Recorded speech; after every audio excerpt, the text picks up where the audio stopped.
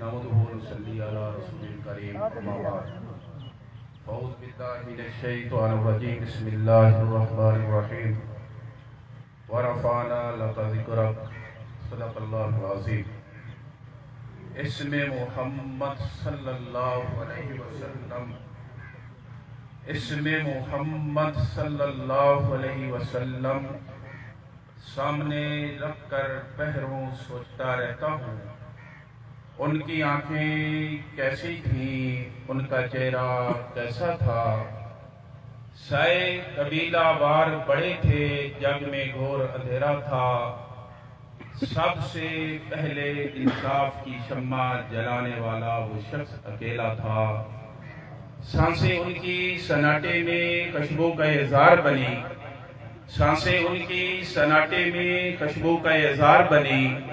नींदें थक कर सो जाती थी, वो शख्स जागता रहता था। इंतहाई काबिल एहतराम अजीज साथियों, बुजुर्गों, नौजवान भाइयों, वक़्त की नज़ाकत को देखते हुए इंतहाई मुख्तसर से वक़्त के अंदर चंद बुनियादी गुजारिशें आप बाप के सामने अर्ज करना चाहता हूँ। दुआ फरमाएं कि अल्लाह रब्बुल इज़्ज़त मुझे हक बात कहने की और हम सबको हक पर अमल की तौफीक अता फरमाएं। अल्लाह रब्बुल इज़्ज़त का एहसान अजीम है कि उस रब्बे करीम ने, रब्बे रहमान ने इस पुरफितन दौर के अंदर आप लोगों को अपनी कलाम के लिए और अपने महबूब की सीरत और सूरत के तज़किरे के सुनने के लिए चुना है, चुनकर यहाँ बिलाया है, बिठाया है। ये आप अल्लाह का इंतखाब हैं, अल्लाह के चुने हुए लोग हैं, अल्लाह के प्यारे लोग हैं, अल्लाह के महबूब लोग हैं। क्योंकि जिस किसी बंदे के साथ मेरा रब, भाई अगर आवाज़ साफ आ रही है तो कमेंट में बताएं प्लीज़। आवाज़ साफ आ रही है तो कमेंट में बताएं प्लीज़। नेकी की तौफीक अता करता है। इस बात पर आप सब अबाब अल्हम्दुलिल्लाह कहकर अल्लाह का शुक्र अदा करें। और ये नेमत मेरे अल्लाह के फजल से नसीब हुई है। बाकी कुरान, सहबे कुरान, ये निस्बत की बात है और निस्बत से ही शहादत मिलती है। हमारा अकीदा है, हमारा ईमान है कि रब की कलाम कुरान मजीद फुरकान हमीद वो अजीम किताब है, अजीम रब की कलाम है कि कुरान के साथ इंसान का जिस भी दर्जे से ताल्लुक कायम हो जाए वो शहादत से खाली नहीं है।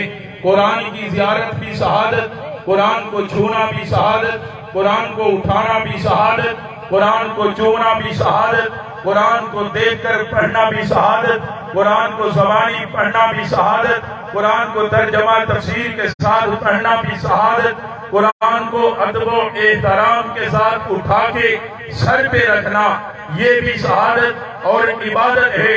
ये हमारा अकीदा है, ईमान है। गौर करने की जरूरत इस बात पर है कि कुरान के साथ निस्बत से मकाम मिलता है। आपने देखा होगा, गौर किया होगा, फिक्र की होगी कि आप लोग बाजार में जाते हैं, आप लोगों में से अमीर शख्स बाजार में जाके खूबसूरत कपड़ा खरीदता है, लिबास खरीदता है। कपड़ा खरीदने के बाद अपने कपड़े बनवाता है, उसमें से एक कपड़े का टुकड़ा बच जाता है, वो मस्जिद के अंदर भेज देता है, कैसे कुरान का गिलाफ बना दो। मैंने देखा है, आपने देखा होगा, इंसान अपने लिबास को नहीं चूमता, अपने कपड़ों को नहीं चूमता, लेकिन जो शख्स मस्जिद में जाए, घर में जाए, कुरान को उठाए तो पहले कुरान के साथ लगे हुए उस कपड़े के टुकड़े को चूमता है। इस कपड़े के टुकड़े को चूमना और इसको ये मकाम मिलना, उसे अदब के साथ उठाना, ये कुरान की निस्बत की वजह से है कि कुरान के साथ कपड़े को निस्बत मिले, उसे मकाम मिलता है, उसे शान मिलता है। अरे मुसलमान, अगर आवाज़ साफ आ रही है तो कमेंट में बताएं प्लीज़।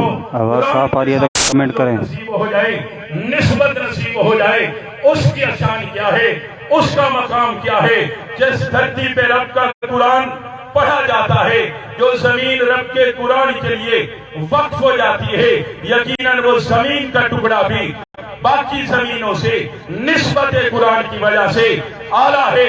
جو لوگ قرآن کی خدمت کے لیے اپنے آپ کو وقف کر دیتے ہیں وہ لوگ بھی باقی لوگوں کی نسبت سے قرآن کے ساتھ نسبت رکھنے کی وجہ سے وہ لوگ بھی اعلیٰ ہیں, شان والے ہیں, مقام والے ہیں, عزت والے ہیں. لیکن ایک بات پہ آج غور کیجئے گا, اس پروگرام کے توسط سے کرنا چاہوں گا کہ قرآن آیا کیوں ہے, قرآن کا مقصد کیا ہے, قرآن ہم سے چاہتا کیا ہے. ہمیں اس پہ بھی غور کرنے کی ضرورت ہے. صرف یہ نہیں کہ قرآن کو اٹھا لیا, چوم لیا, چھاتی کے ساتھ لگا دیا, قرآن کو اونچی جگہ پہ رکھ دیا, قرآن کو ادب کے ساتھ اٹھا لیا, ادب اپنی جگہ پہ شہادت, چومنا اپنی جگہ پہ شہادت, قرآن کی زیارت اپنی جگہ پہ شہادت, قرآن کو چھونا اپنی جگہ پہ شہادت. لیکن قرآن اس کے ساتھ ساتھ ہمارے لیے نظام حیات لے کر آیا ہے. ہمارے لیے قرآن کو اللہ نے اپنا عین و دستور بنا کر بھیجا ہے,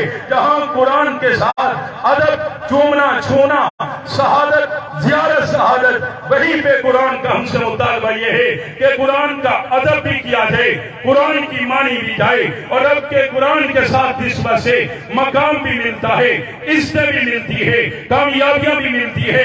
وقت نہیں کہ میں اس عنوان کو کھولتا, لیکن اختصار کے ساتھ کرتا چلا جاؤں. قرآن رب کی وہ کلام ہے کہ دنیا میں تھکے ہوئے, ہارے ہوئے, مایوس, غم کے اندر نٹھال لوگ جب رب کے قرآن کی طرف رجوع کرتے ہیں, رب کا قرآن ان ٹوٹے ہوئے دلوں کو جوڑتا ہے, مایوس لوگوں کی مایوسیوں کو ختم کرتا ہے, اور دکھ میں مبتلا لوگوں کے لیے سکون کا ذریعہ بنتا ہے. جب تنہائیوں میں کوئی ہمدرد نظر نہ آئے, کہیں پہ کوئی ہمدردی کا احساس نہ دلائے, خدا کی قسم اس تنہائی کے وقت کے اندر بھی رب کا قرآن ساتھ کو نبھاتا ہے اور تنہائی کے احساس کو ختم کرتا ہے, دلوں کو سکون مہیا کرتا ہے. اور رب کا قرآن جہاں شفا کا ذریعہ ہے, وہ صرف انسان کے وجود کے لیے شفا نہیں ہے, روح کے لیے بھی شفا ہے, معاشرے کے لیے بھی شفا ہے.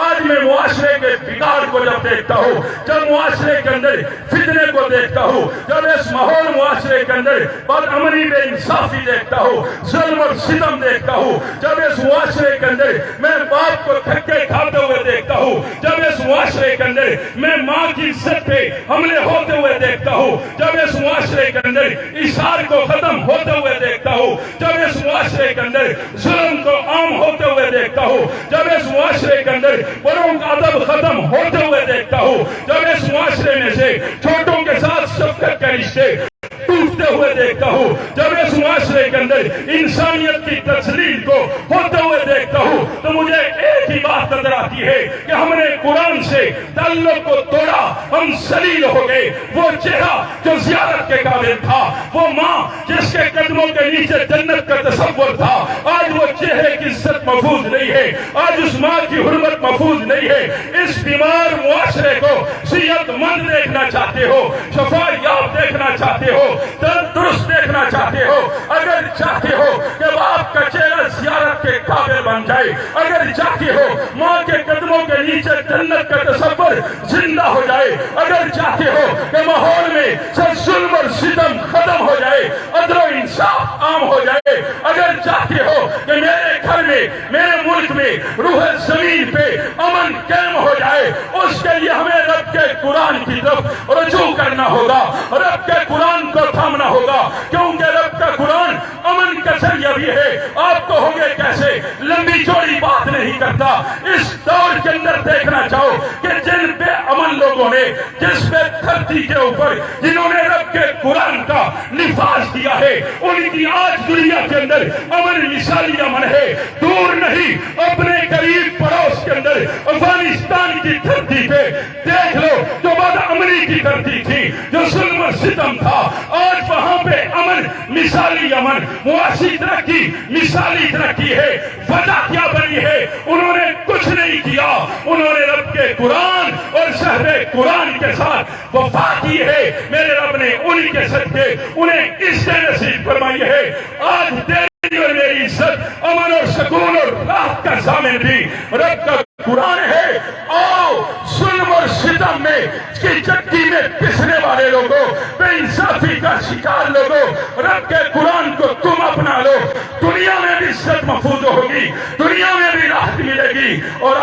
کامیابی بھی رب کے قرآن کے ساتھ ملے گی. وآخر دعوانا الحمدللہ رب العالمین. اللہ اکبر. ماشاءاللہ یہ تھے مولانا